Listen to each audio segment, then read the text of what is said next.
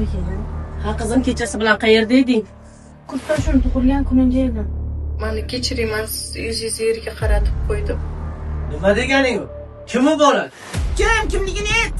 Har doim mahallamizga yordam berib yuradigan ukalar onajon. O'zingni bas, ifloslar bilan o'zim gaplashaman. Jumran, ukalaringdan xabar tursang o'lasizmi? Tinchlikmi? Nima bunaqa do'stsan? O'tgan safar Said mendan $5000 pul olib ketgan. $5000? Nima qilarkan shuncha pulni?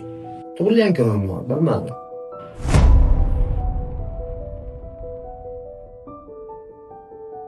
Nima, yana yordam so'rab keldingizmi?